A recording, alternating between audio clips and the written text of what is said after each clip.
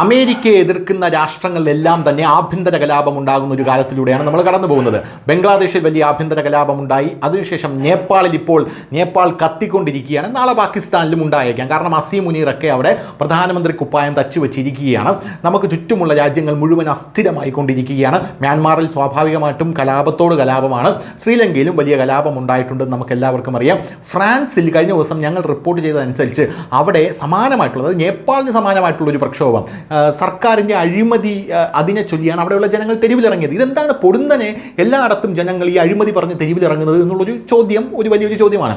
ഇപ്പോഴിതാ പ്രധാനമന്ത്രി നരേന്ദ്രമോദി ഈ നമുക്ക് താരിഫ് ചാർത്തി തന്നതിന് ശേഷം, ട്രംപ് താരിഫ് ചാർത്തി തന്നതിന് ശേഷം ആദ്യം പോയത് ജപ്പാനിലേക്കാണ്. ജപ്പാനിൽ മോദി പോയപ്പോൾ അവിടെയുള്ള $550 ബില്യൺ കരാർ ജപ്പാനും അമേരിക്കയുമായി ഒപ്പിടാനിരുന്നത് ജപ്പാൻ ക്യാൻസൽ ചെയ്തു. അതോടുകൂടി ജപ്പാനിലെ പ്രധാനമന്ത്രി തെറിച്ചു.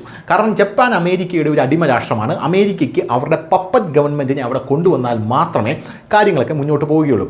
അങ്ങനെ അവിടെ നിന്നും ഈ പ്രധാനമന്ത്രി തെറിച്ചതിന് ശേഷം അവിടെ പുതിയൊരു സർക്കാർ വന്നു. പുതിയ സർക്കാർ വന്നിട്ടും ഇപ്പോൾ യാതൊരുവിധ നീക്കുപോക്കും ഉണ്ടാകുന്നില്ല എന്ന് കണ്ടുകൊണ്ടാണോ എന്നറിയില്ല. ഇപ്പോഴിതാ ജപ്പാനിലും സമാനമായിട്ടുള്ളൊരു പ്രക്ഷോഭം പൊട്ടിപ്പുറപ്പെടുകയാണ്. ജപ്പാനിൽ ഉണ്ടാകുന്നൊരു പ്രക്ഷോഭം ഈ ഇസ്ലാമിക മതവുമായി കൂടെ ബന്ധപ്പെട്ടതാണ്. ഇസ്ലാം ജപ്പാനിലെ ഫാസ്റ്റസ്റ്റ് ഗ്രോയിങ് റിലീജിയനായി മാറിയിരിക്കുകയാണെന്നാണ് റിപ്പോർട്ട് സൂചിപ്പിക്കുന്നത്. ജപ്പാൻ ഇതിനെക്കുറിച്ച് പഠിച്ചുകൊണ്ടിരിക്കുകയാണ്. മുസ്ലിങ്ങൾ 110% അവിടെ വളർന്നിരിക്കുന്നത്. 2010-2019 ഇടയിൽ നടത്തിയ പഠനത്തിൽ 110% അവരുടെ വളർച്ചാ നിരക്ക് എന്ന് പറയുന്നത്. The number of Muslims living in Japan has more than doubled in the past 1 decade. അതായത് ഒരു ദശാബ്ദത്തിനിടയിൽ അവിടെയുള്ള മുസ്ലിങ്ങളുടെ എണ്ണം ഇരട്ടിയായി എന്ന് റിപ്പോർട്ട് സൂചിപ്പിക്കുന്നു. 95% ജപ്പാനിലെ മുസ്ലിങ്ങളും ഫോറിൻ ഒറിജിനാണ് എന്നും ഈ റിപ്പോർട്ട് പറയുന്നു. ഈ മുസ്ലിങ്ങളാണ് ഒരു പ്രോ പാലസ്തീൻ നീക്കവുമായി ഇപ്പോൾ രംഗത്തെത്തിയിരിക്കുന്നത്. ജപ്പാൻ്റെ തെരുവുകളിൽ ഇവർ ഇറങ്ങിയിരിക്കുകയാണ്.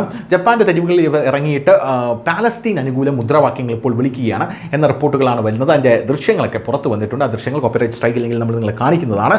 ഇപ്പോഴിതാ ജപ്പാനിലെ ഈ തെരുവുകളിൽ ഒരു തീപ്പൊരി വീണ് കഴിഞ്ഞു. അങ്ങനെയാണ് എല്ലാ സ്ഥലത്തും ഉണ്ടാകുന്നത്. എല്ലാ രാജ്യങ്ങളിലും ഒരു ബോംബ് അവിടെ ഉണ്ടായിരിക്കും. ആ ബോംബ് ഒരു സുപ്രഭാതത്തിൽ പൊട്ടിത്തെറിക്കുന്ന കാഴ്ചയാണ് നമുക്ക് കാണാൻ സാധിക്കുന്നത്. ഇന്ത്യയിലുമുണ്ട്. മണിപ്പൂരായിരുന്നു ആ ബോംബ്. പോലെ തന്നെ പൗരത്വ ഭേദഗതി നിയമം, കർഷക സമരം, അങ്ങനെ പല കാര്യങ്ങളുണ്ട്. അവസാനം ധർമ്മസ്ഥല വരെ ആ ബോംബായിരുന്നു. പക്ഷേ അതിനെയെല്ലാം അടിച്ച് ചുരുട്ടാനുള്ള കഴിവുള്ള, കൃത്യമായിട്ടും അതിനെ ഡീൽ ചെയ്യാൻ കഴിവുള്ള ഒരു ഭരണകൂടം, സുസ്ഥിരമായിട്ടുള്ളൊരു ഭരണകൂടമാണ് ഇന്ത്യയിലുള്ളത്.